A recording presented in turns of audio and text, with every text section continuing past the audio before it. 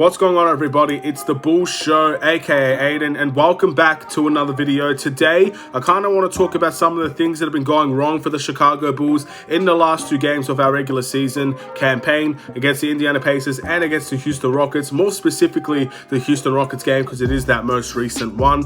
And I want to talk about the kind of things that we can do to improve in those situations, the kind of things we can do to improve in our next game against the Orlando Magic, so we hopefully don't see a 3-game losing streak come our way.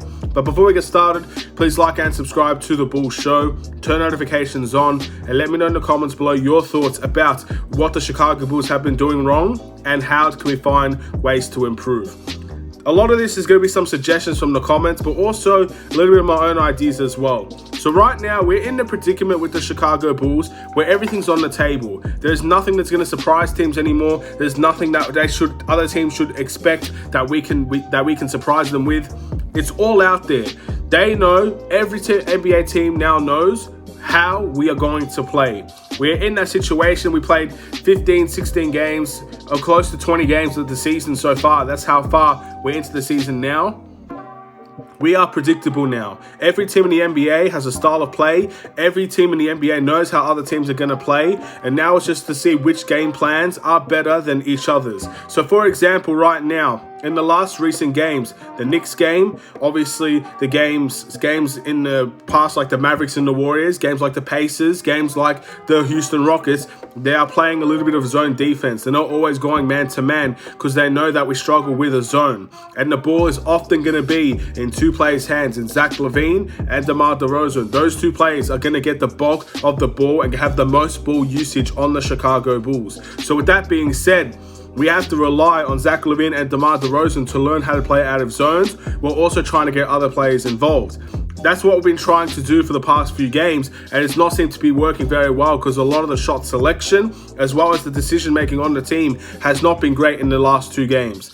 But this is the situation that we're dealt with now, ladies and gentlemen. That is a big issue of what's going on right now. We have become a little bit too predictable too early, but every team is a bit predictable now. Every team has a style of play. We all know what to expect from certain teams around the NBA. There's no uniqueness anymore. Everybody has shown their true colors, and right now, we are one of those teams as well that teams know what to expect when they play the Chicago Bulls. Now, it doesn't mean they can beat us every night, but it does mean that they have an idea of how we're going to play, which means they're set up well enough to try and stop the way that we're playing. And again, it's too early to say if we are going to have to adjust massively in terms of the NBA season. Again, we lost 2 in a row, but also we picked up some really good victories as well. But with that being said, there's adjustments that needs to be made in relation to this team, and there needs to be adjustments in specific moments of the game where we do seem to be struggling. For an example here, for whatever reason this may be,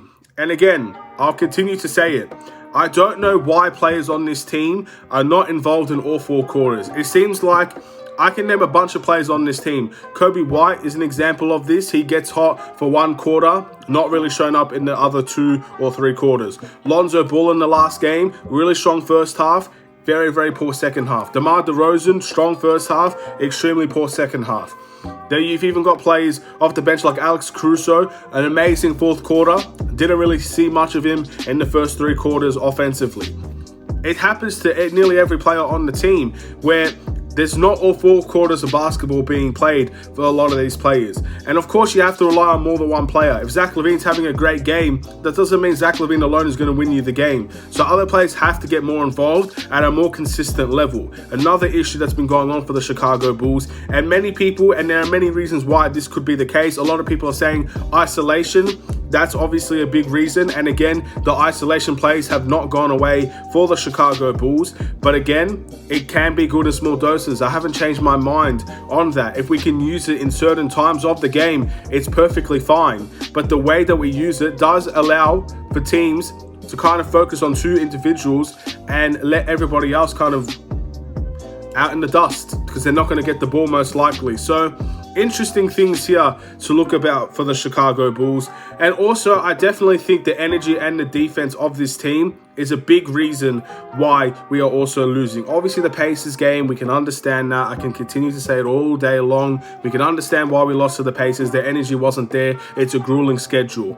But the Houston Rockets game, we had a really strong first half, and the second half, especially on the defensive end, was really bad. Really bad. Open shots left, right, and center for the Houston Rockets. You give a young team confidence, and the young team's going to take it. They play with energy. They play with vibrance. They play with a will and a desire, knowing that they have a chance to win the game. And we allowed that to happen because our defense and our energy dropped to the floor. And then we had to fight like hell in the fourth quarter to try and come back. And we just could not get the job done because, again, we gave that team confidence, and the confidence led them to a win.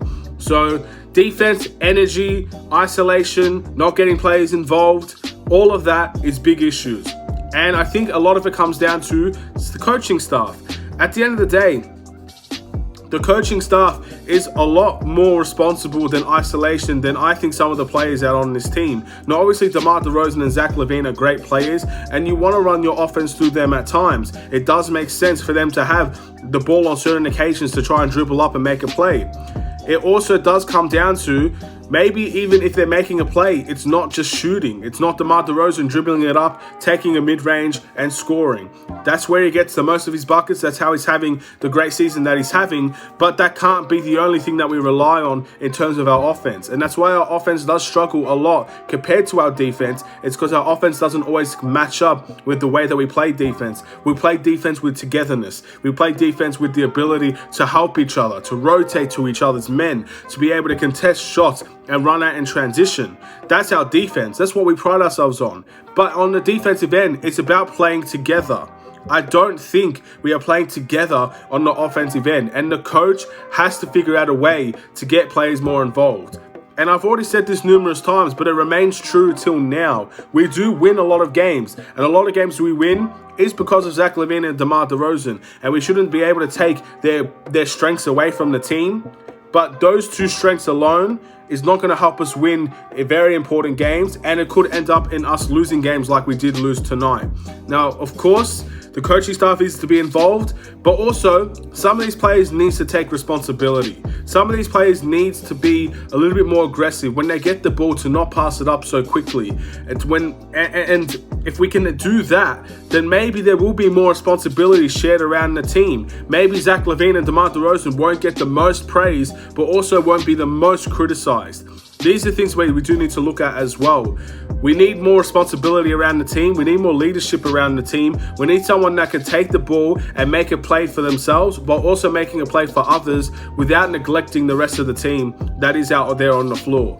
It shows in the bench scoring. It shows in some of the starting lineup scoring. It shows in a lot of ways. But these are the problems for the Chicago Bulls, and I think the coaching staff is the key here, and I think there does need to be some adjustments made, especially offensively, in relation to how we play, how we can get DeMar DeRozan and Zach LaVine involved without them just taking isolation, tough free throw tough shots from the line, or DeMar DeRozan dribbling, either going to the paint or taking a mid-range. It seems to be a lot of what we do. Pick and rolls and isolation are the main source of the Chicago Bulls offense. I would love to see more set plays for the team. I'd love to see a play where we get Zach LaVine behind the door cut for an alley-oop. We like to get a good cut. One of the best things about this game specifically is the ball movement of Alex Caruso in the fourth quarter, and not in the entirety of the game really, where if it was a pick and roll and you see Nikola Vucevic end up popping out to the three-point line and he doesn't always take the shot. You want to know why? Because there's a cutter there in the paint ready for the ball, and Alex Caruso was more often than not that cutter. Nikola Vucevic finds him for a pass, easy layup, as cool as you like. A set play, ladies and gentlemen. We need to see more of them. We need to see more ball movement, and we need to see more player movement. We need to see if Zach LaVine and DeMar DeRozan are going to take isolation plays. We can't just all sit at the three-point line and expect to get the ball, because that's easy for the defense to guard. You're just allowing a one-on-one or even a double team to happen and for them to force it out to someone. We need to see more ball movement. We need to see more players instead of staring at the ball on offense, to go and make a play. We need to see Nikola Vucevic in the post a little bit more as well. So when we do get the ball to him, he can find an open cutter. He's a terrific passer from the post, and he's a terrific passer in general. You get him the ball in the post, double team, triple team, even if if you get a player that is cutting directly from the 3-point line to the paint, there's more often a chance that he's going to find that player than not. These are the things that we need to work on, ladies and gentlemen. We need to be more diverse in how we score. We need to have more diversity in our movement on offense. We need to be more diverse in general on both sides of the ball. That's the solution, ladies and gentlemen. If we could get Nikola Vucevic more shots than just pick and rolls, we have a better chance of scoring. If you put the ball outside of just Zach LaVine and DeMar DeRozan's hands, where we have a lot of point guards on this team that can do the same thing, we have another opportunity to get more shots up for the rest of the players, get more players involved. If we have more players that are going to move around on offense, we have more chances to get an open cut, an open find, and an easier shot. Again, I can rant on and I can go on all day long about this situation, and I know I'm making it sound like it's more serious than it is. I understand how good of a team and a good of a caliber team we are and what we can get to, but it's all about the potential to get better, ladies and gentlemen. As good as we are, though we're not perfect. No team is perfect in the NBA. Of course, it all comes down to a championship, and whoever's the championship winning team is most likely the most perfect you can get in relation to that season. But we are not perfect. We have weaknesses and we have strengths. Our strength is obviously our defense, playing together on defense and trying to stop teams from scoring on us. But our weakness is our offense. And that is something that I think many of us see as a surprise compared to what many other people are saying. But that just seems to be the way that we're going down, ladies and gentlemen. The bench scoring is a big issue. Even some of the starters are a big issue. Outside of DeMar and Zach, the starting lineup is very inconsistent in their scoring. Lonzo Ball, very inconsistent in their scoring, and he often gets neglected in the second half. Vucevic is someone that hasn't been making a lot of his shots. So once that happens and once he starts to make his shots, we should see better. Alex Caruso, of course, outside of that fourth quarter, he's been struggling all season, or for most of the season, on the offensive end. So there does need to be a lot, and the coach does need to look into this situation and just try to find some plays that could get us easier shots than what we're currently seeing. Because fair play, if Zach LaVine and DeMar DeRozan can make those shots, but it's not sustainable. Our offense is not sustainable, and it will not win us games when we need to win at games. It will be fine in the regular season. It will take us to the promised land in the playoffs. Hopefully it will. But outside of that, if we're really trying to win a series, we cannot rely on isolation. It reminds me of the Houston Rockets. James Harden and whatever teammate that he had at the time, that whole system, Mike D'Antoni's system, was all isolation. And it wasn't sustainable. As good as James Harden is, as good as Chris Paul was, as good as Russell Westbrook was, and any other player that he played with, Jeremy Lin, Dwight Howard, whatever team they had at the time, James Harden was fantastic. James Harden's an amazing player, but isolation is not sustainable. And at the end of the day, we saw that in many ways. So we got to try and avoid being the main type of situation, the main type of style of play as isolation. If we could get that done and out of the way first, then there'll be room to improve in other areas. But for now, that's the thing that really bothers me. We need to avoid that isolation. And again, the video kind of moved straight to isolation, but it's a big issue, and it's an issue that we all need to look at, say, okay, that's an issue that we have. How can we fix it? Or how can we limit it? It's not going to fix overnight, but we need to limit a lot more than what we're seeing. And again, when things go wrong, we do just tend to go back to isolation. It's a mentality thing as well. It's not just a game plan per se. Sometimes the game plan isn't isolation, but once things go badly, that's what we refer to. That's our basic. That's what we go to as a common goal for the Chicago Bulls, and we need to see better. Thank you for watching. Please like and subscribe if you're new. Have a wonderful and safe day, Bulls Nation. I'll see you in another Chicago Bulls video. Stay safe, stay healthy, stay tuned for more. Take care.